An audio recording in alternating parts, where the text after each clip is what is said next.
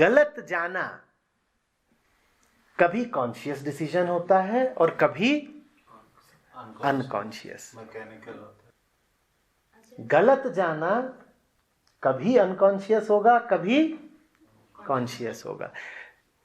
जो सही है न वो कॉन्शियस होता है, न वो अनकॉन्शियस होता है।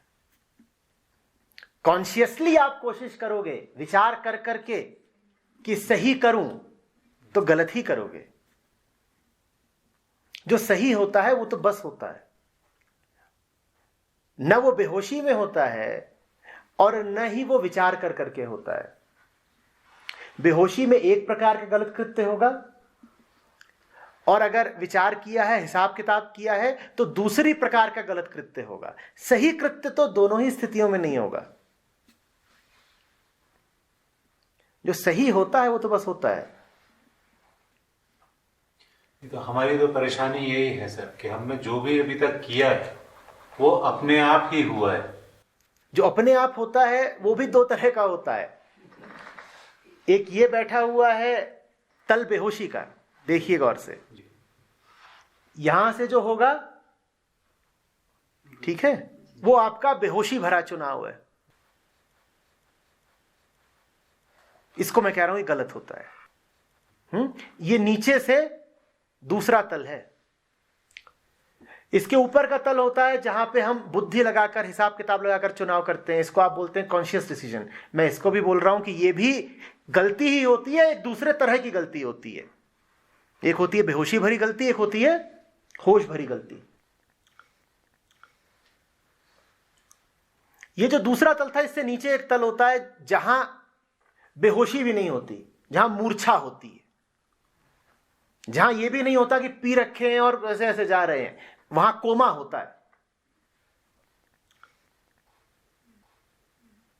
वहां कोमा होता है, वहां आप होते ही नहीं, वहां बस वृत्ति होती है। वहां भी पता नहीं लगता कि क्या चुनाव किया जा रहा है। वो पहला तल है नीचे से। और एक चौथा होता है, वो होश के पार का होता है। वहां भी पता नहीं लगता कि क्या किया जा रहा है। बीच के दोनों तलों पर पता रहता है कि क्या हो रहा है। एक तल में थोड़ा थोड़ा जैसे नशे में हो, और एक तल में होश में हो तो बहुत बहुत पता रहता है। बीच के दोनों तलों पर गलत ही निर्णय होते हैं। जो नीचे वाला तल है उसमें न पता चलता है, न विचार करना होता है। जो हो रहा होता है अपने आप हो जाता है, और जो होता है वो महागलत होता है। जो सही कृत्य है वो बस चौथे तल पर होता है, वहां भी कुछ नहीं पता लगता। अब अगर कोई बोले कि मुझे तो पूरी जिंदगी कभी पता ही नहीं लगा कि मेरे चुनाव कैसे आए, तो दोनों संभावनाएं हैं। वो चौथे तल का भी हो सकता है और पहले तल का भी हो सकता है। पहले तल पर भी जो बात होती है वो आदमी के ज्ञान के क्षेत्र से बाहर की होती है, और चौथे तल पर भी जो बात होती है वो आदमी के ज्ञान के क्षेत्र से बाहर की होती है। अधिकांशतः जब हमारे साथ कुछ ऐसा होता है जिसको हम कहते हैं कि मुझे नहीं पता ये क्यों हो रहा है, मैंने नहीं किया, हो रहा है, जैसे कि आपको इश्क हो गया, आप कहते मुझे नहीं मालूम है क्यों हो रहा है, तो वो बात होती पहले तल की है, हम समझ लेते हैं चौथे की है। हम कहने लग जाते हैं कि रूहानी इश्क हुआ है, जबकि हुआ है वो पहले तल का। वो जो सबसे निचले तल की चीज है वो हुई है आपके साथ, वो पशुओं के तल की चीज हुई है। लेकिन चूंकि हमें पता ही नहीं लगता क्यों हुई है, अचानक हो गई, फेल इन लव, गिर पड़े, पता ही नहीं लगा कैसे गिर पड़े। किसी को पता लगा कभी कैसे गिर पड़े? है कोई जो पता लगा लगा के गिरा हो? बस गिर पड़े। तो हमें यह भ्रम हो जाता है कि शायद ही कोई बहुत ऊंची चीज है जो मन के और विचार के पार की है। वो मन और विचार के पार की नहीं है, वो मन और विचार से नीचे की है। जो सही कृत्य है वो हमेशा एक तरह के सुरूर में होगा, जुनून में होगा। वो एक ऐसा जुनून होगा जो अपने आप को दर्शाएगा नहीं, पर आपको लगातार स्पंदित रखेगा, ऊर्जावान रखेगा। वो नारे लगाती भीड़ का जुनून नहीं होगा। उस जुनून में आप बाहर से देखने पर कोई बहुत सक्रिय कृत्य करते नजर नहीं आएंगे कि दौड़ रहे हैं, भाग रहे हैं, शोर मचा रहे हैं, जुनून दिखा रहे हैं ना। वो एक आंतरिक सूक्ष्म जुनून होता है जो आपको सोचने समझने की, हिसाब किताब करने की न मोहलत देता है, न इजाजत देता है, न जरूरत देता है। वो कहता है सब पता तो है, क्या करोगे सोच समझ के। जिन मामलों में सोचना समझना हो वहां सोचते समझते रहना। जीवन के असली मामले कुछ और होते हैं, उनमें तुम्हें पहले ही सब कुछ पता है। अध्यात्म उसी सूक्ष्म जुनून में जीने का नाम है। अन्यथा आप ये कहते ही रह जाएंगे कि सही भी पता है, गलत भी पता है, पर मैं तो सही गलत का भेद पता होते हुए भी गलत चुनाव कर लेता हूं। ऐसा कहते हैं ना खूब कि पता तो रहता है क्या सही है क्या गलत है, फिर भी मैं गलत का कर लेता हूं। इसलिए कर लेते हैं क्योंकि अभी आपको सही भी पता है, गलत भी पता है। जब वो जुनून होता है तो गलत पता ही नहीं चलता, फिर सिर्फ सही दिखाई देता है, दूसरा कोई नहीं। जैसा कि सच्ची आशिकी में होता है, एक ही दिखाई देता है, दूसरा दिखाई ही नहीं दे रहा, तो दूसरे को चुन कैसे लोगे। जब 5 दिख रहे होंगे तो समझ लो गलती हो गई।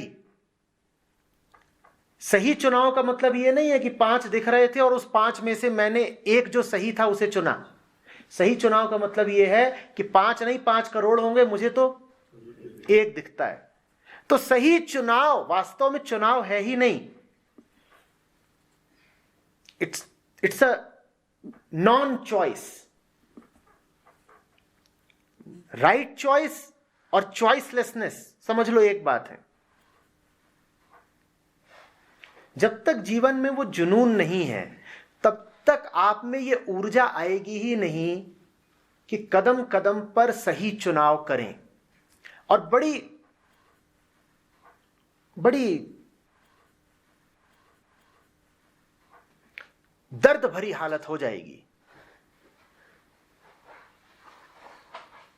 आप कहेंगे जानते बूझते मक्खी निगलता हूं। आप कहेंगे पता तो रहता है कि क्या करना चाहिए क्या नहीं करना चाहिए, लेकिन पता होते हुए भी गलत तरफ को बढ़ जाता हूं। इससे ज्यादा त्रासद बात कोई हो सकती है। कोई कहे पता नहीं था गलती हो गई, चलो कोई बात नहीं, लेकिन पता होते हुए भी गलती हो और बार बार हो, और वो होगी जब तक जीवन में वो जुनून नहीं होगा। इसीलिए मैंने आपसे एक बात बोली थी, पता नहीं आपने उसको पकड़ा कि नहीं, गंभीरता से लिया कि नहीं, कि मजे के लिए आदमी में बड़ी हिम्मत आ जाती है। याद है बोला था कि याद करिए कि मजे के लिए आपने कैसी कैसी हिम्मतें जुटाई थी। वो जुनून चाहिए, वो जुनून चाहिए। करेक्ट। वो आएगा कैसे, या वो हमारे हाथ की चीज है चौथा तल की नहीं? आपके हाथ की चीज है भी और नहीं भी है। आपके हाथ में यहां तक है कि आप अपने आप को किसी और के हाथ में सौंपते। इतना तो है ना आपके हाथ में कि जैसे जाड़े के दिन हो, कोई खड़ा हो नदी किनारे या स्विमिंग पूल किनारे,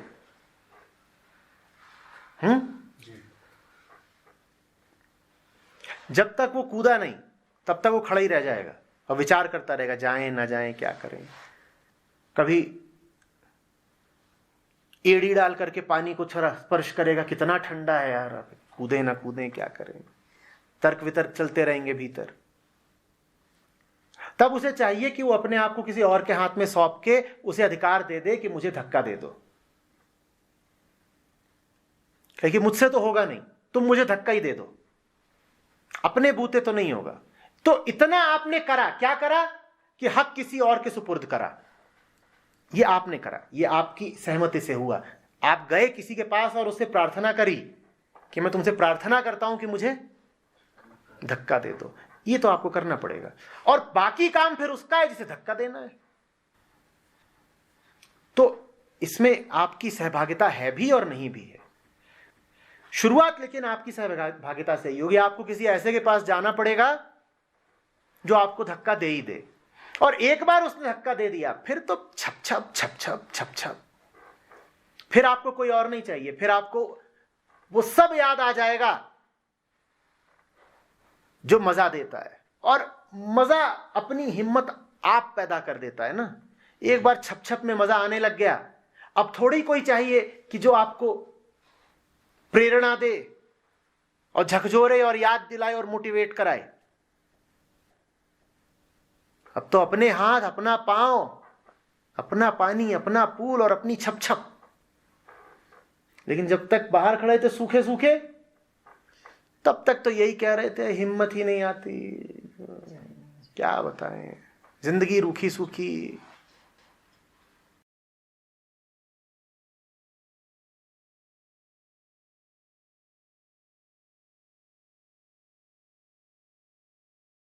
आप जहां रहते हैं वहां रेयर है। ये ऐसी सी बात है कि कोई कहे कि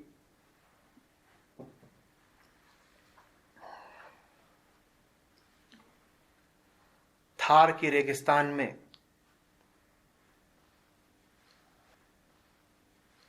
कुएं बड़े रेयर होते हैं। रेयर नहीं है, आप जिस तरह से रह रहे हैं इसलिए रेयर है, वरना रेयर हो इसकी कोई आवश्यकता नहीं है। जिंदगी में वो प्रतिपल भी हो सकता है, कदम कदम भी हो सकता है।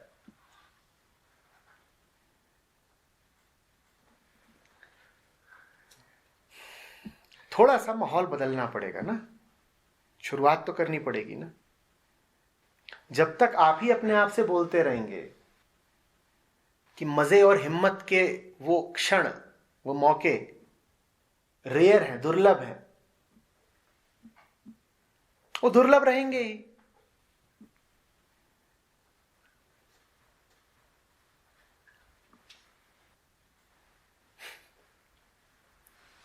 शराब खाने में कोई कहे कि यहां तो रेयरली ही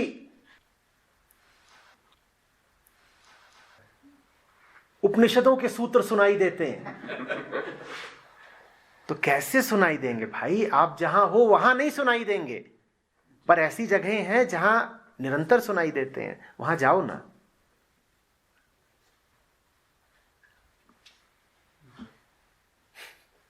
हम इस बात को नहीं पकड़ पाते हैं कि अहम सब कुछ कहता स्वयं को केंद्र में रखकर है। अपने आप को वो सब्जेक्ट बनाकर बोलता है जो बोलता है, पर बोलता ऐसे है जैसे कि वो किसी वस्तु स्थिति को, ऑब्जेक्टिव रियलिटी को बयान कर रहा हो। जो वो बोल रहा है वो उसके अपने फ्रेम ऑफ रेफरेंस की बात है, लेकिन वो उसको बोलेगा ऐसे कि जैसे वो कोई ग्लोबल फैक्ट हो।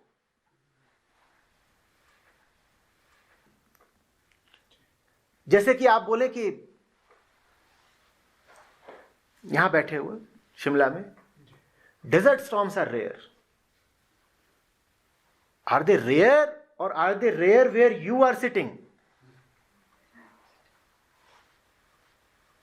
हम भूल ही जाते हैं कि हम अपने संदर्भ में, अपने कॉन्टेक्स्ट में बात कर रहे हैं।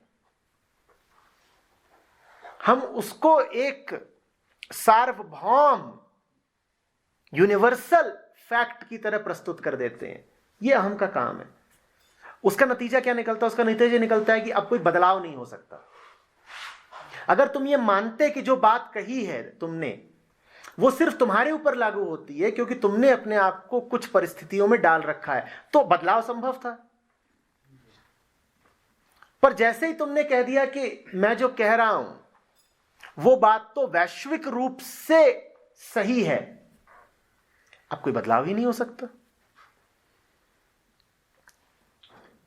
अगर तुम ये मानते कि तुम गलत जगह फंस गए हो, जहां पानी नहीं है, दूसरी जगहों पर पानी होता है, तो बदलाव हो सकता था। तुम उठ के जाते कहीं और पानी पा लेते। पर अगर ये कह दिया कि पानी तो होता ही नहीं है, पानी ही रेयर है, तो अब तुम कहीं भी क्यों जाओगे? तुमने पहले ही कह दिया है कि पानी तो कहीं भी नहीं होता, हर जगह रेयर है। इसको मैं कहता हूं जिम्मेदारी लेना। हम ये जिम्मेदारी लेना नहीं चाहते कि जो कुछ हो रहा है वो होना आवश्यक नहीं है, उसमें कोई ऑब्जेक्टिविटी नहीं है, वो सिर्फ हमारे साथ हो रहा है, हमारी करतूत है, हमारे संदर्भ में हो रहा है। हम बदल जाएं तो जो हो रहा है वो भी बदल जाएगा। हम ये मानने को तैयार नहीं होते। हम कहते हैं कि नहीं, जो हो रहा है वो हो रहा है, वो कोई बाहर की घटना है। वो बाहर की घटना नहीं है, वो अंदर की घटना है। वो आपके साथ हो रहा है। आप जैसे हो तो आपके साथ वो हो रहा है, आप जैसे हो वैसे ना रहो तो आपके साथ नहीं होगा। ये जिम्मेदारी लेना है।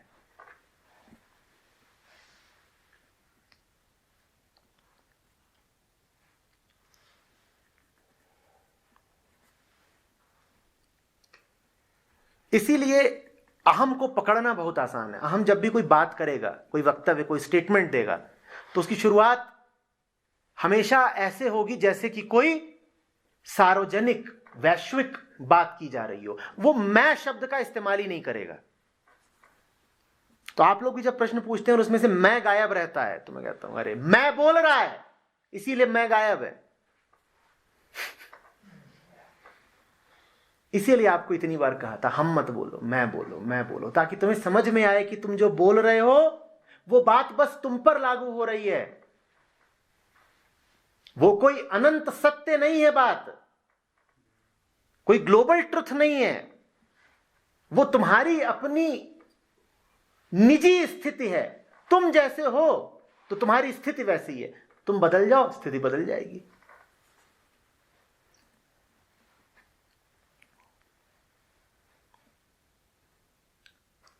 ये जो भीतर का विचित्र सा, बिलबिलाता हुआ सा, डरा पर अकड़ा हुआ सा मैं है, इसकी पहचान ही यही है कि ये अपने आप को कभी सामने नहीं आने देता। सब कुछ करता है पर इतना डरपोक है कि छुपे छुपे करता है। यूं दिखाता है जैसे कि जो हो रहा है वो यूं ही हो रहा है, करने वाला कोई और है।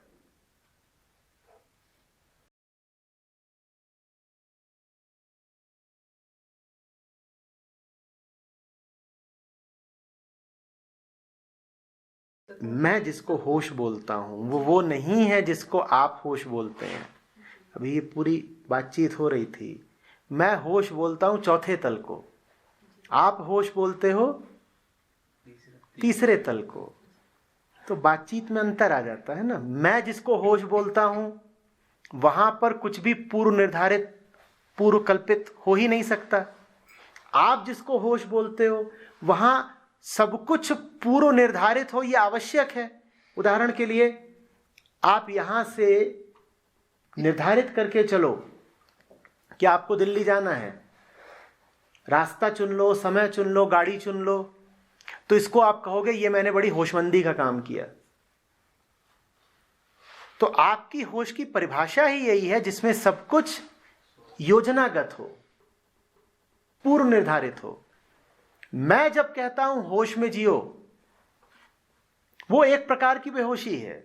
उसके लिए हमने अभी शब्द इस्तेमाल किया था जुनून, सुरूर, पर वो शराबी का जुनून नहीं है, वो कोई और चीज है।